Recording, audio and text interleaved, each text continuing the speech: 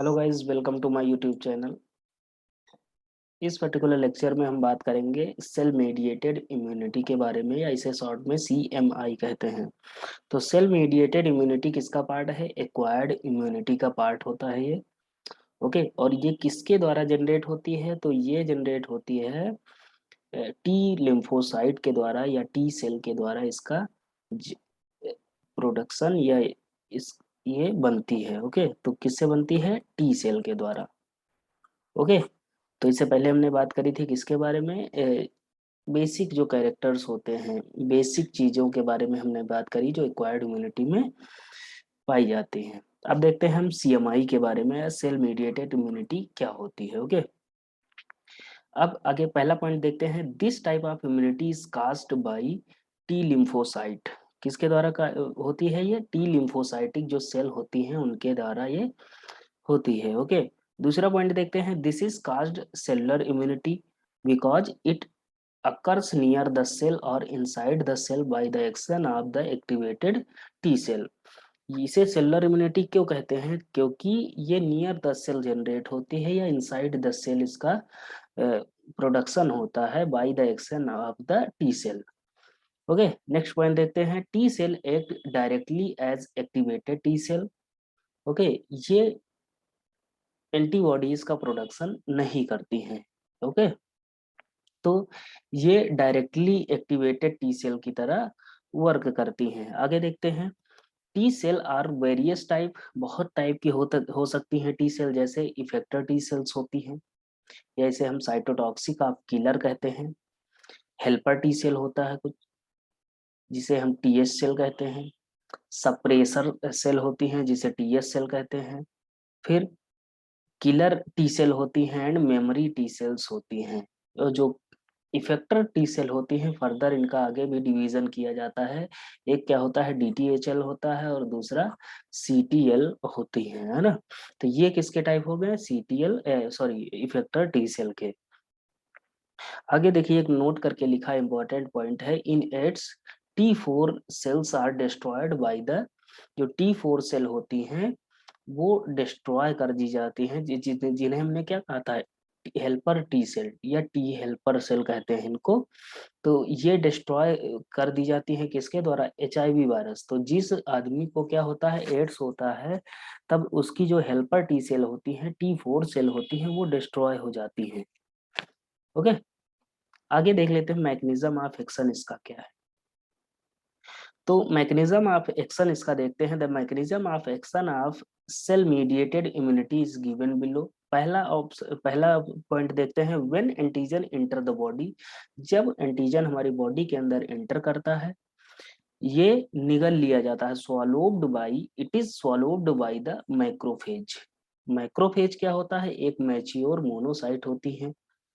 Okay, आगे देखते हैं। द मैक्रोफेज, माइक्रोफेज इसके बाद क्या करेगा? Now alter the antigen. Antigen का जो भी साइज है, शेप है, उसको अल्टर कर देंगे, है ना। इस मैकेनिज्म को हम क्या कहते हैं? प्रोसेसिंग कहते हैं। ओके, नेक्स्ट पॉइंट देखते हैं। अब उसको अल्टरेशन हो गया उसका एंटीजन का। अब जो अल्टर एंटीजन है, वो क्या किया जाएगा? The alter antigen along with macrophage is given to a T lymphocyte. अब जैसे मान लीजिए हम कहें ये माइक्रोफेज है, और ये क्या है? इसके अंदर एंटीजन है। अब ये इसको क्या कर लिया? ये अंदर सोलोड कर लिया। अब ये भेजा जाएगा किसके पास? ये भेजा जाएगा टी सेल के पास। तो ये क्या हो गई? ये टी सेल हो गई, है ना। अब आगे टी सेल का काम हम देखते हैं। टी सेल क्या करेगा? T lymphocyte now recognize the antigen. T cell क्या करेगा? इसका जो एंटीजन है, इसके एंटीजन को क्या करेगा? रिकॉग्नाइज करेगा। और रिकॉग्नाइज किससे करेगा? With its receptor and get attach to the antigen. और ये क्या करेगा? एंटीजन के साथ जाके अटैच हो जाएगा। ओके, आगे क्या होगा? Now activation of T lymphocyte. अब देखिए, जो रिसेप्टर थे एंटीजन उसमें टी सेल में, उसके द्वारा उसने क्या कर लिया? रिकॉग्नाइज कर लिया किसको? एंटीजन को। और एंटीजन से जाके बाइंड कर गया। बाइंड करने के बाद क्या होगा?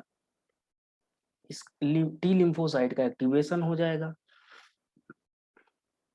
During activation T cell get transformed into a blast cell.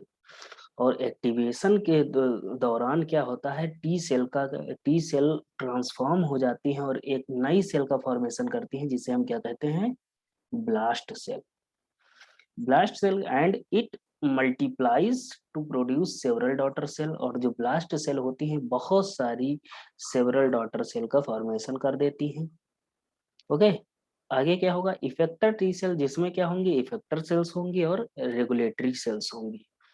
अब जो इफेक्टर सेल होती हैं वो दो तरह की होती हैं, हमने इससे पहले भी बात कर ली है कि जो इफेक्टर सेल होती हैं वो delayed type hyper sensitivity lymphocyte होती हैं, जिसे डीटीएचएल कहते हैं। डीटीएचएल का फुल फॉर्म क्या होगा, delayed type of hyper sensitivity lymphocyte. और दूसरा क्या होता है, सीटीएल। सीटीएल को क्या कहते हैं, साइटोटॉक्सिक टी लिम्फोसाइट। क्या कहते हैं, साइटोटॉक्सिक टी लिम्फोसाइट। अब आगे देखते हैं डीटीएचएल क्या करेगा। डीटीएचएल क्या करेगा, combine with the antigen and stimulate the macrophage. ये एंटीजन के साथ कंबाइन कर जाएगा और माइक्रोफेज को क्या करेगा, स्टिमुलेट कर देगा। किस लिए स्टिमुलेट करेगा, to secrete some chemicals called monokines. अब डीटीएचएल ने क्या किया, एंटीजन के साथ बाइंड किया और मैक्रोफेज को स्टिमुलेट किया कि हाँ भैया आप कुछ कुछ सिक्रीशन करिए, और सिक्रीशन क्या करिए, मोनोकाइन्स। अब मोनोकाइन्स क्या करेंगे, मोनोकाइन डिस्ट्रॉय द एंटीजन। अब मोनोकाइन का जब सिक्रीशन होगा बाय द माइक्रोफेज, ये क्या करेंगे, ये डीएक्टिवेट कर देंगे या डिस्ट्रॉय कर देंगे एंटीजन को, and also causes extensive damage to the local tissue. देखो ये एंटीजन को तो डिस्ट्रॉय करते हैं, लेकिन जो लोकल टिश्यू होते हैं उनको भी डैमेज कर लेते हैं। ओके, अब देखते हैं सीटीएल के बारे में, साइटोटॉक्सिक टी लिम्फोसाइट के बारे में।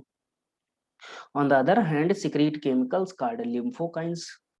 अब डीटीएचएल जो माइक्रोफेज था वो क्या सिक्रीट कर रहा था मोनोकाइंस। ये क्या करवा रहा है, सीटीएल, ये करवाता है लिम्फोकाइंस। अब ये क्या करेगा, which selectively kill the antigen and associated with microphage without causing damage to the innocent local tissue. ये क्या करता है, ये ओनली एंटीजन को ही किल करता है, इसमें सेलेक्टिविटी होती है। ये एंटीजन को ही किल करता है, जो लोकल वाली सेल होती है उनको कोई भी डैमेज नहीं पहुंचाता है। ओके, तो सेलुलर इम्यूनिटी के बहुत सारे एग्जांपल्स होते हैं, जैसे डिलेड हाइपर सेंसिटिविटी रिएक्शन हो गई, वायरल इन्फेक्शन हो गया, टिश्यू ग्राफ्ट रिजेक्शन हो गया। आगे देख लेते हैं। ठीक, तो ये क्या हो गया, ये सेल मेडिएटेड इम्यूनिटी हो गई। अब हम देख लेते हैं छोटे छोटे पॉइंट्स है, जैसे मोनोकाइंस हो गए, लिम्फोकाइंस हो गए, ये होते क्या है। ओके, देखिए मोनोकाइंस क्या है, ये क्या है, the effector T cell are of two type. जो इफेक्टर टी सेल होते हैं दो तरह की होती है। इससे पहले हमने बात करी कि डीटीएचएल होता है और दूसरा क्या होता है, सीटीएल होता है।